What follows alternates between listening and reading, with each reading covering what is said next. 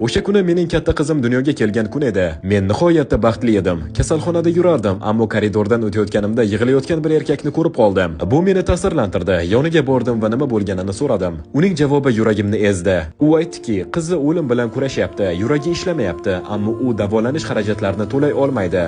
Rostini aytsam, ko'z yoshlarimni tuta olmadim. Ota bo'lganimdan beri dunyoga boshqacha qarayman. Bu holat menga juda adolatsiz tuyuldi. Ichimdan bir narsa sen yordam berishing kerak dedi. Ha, biz har doim ham hamma narsani o'zgartira olmaymiz, lekin men shu vaziyatda o'zgartira olardim.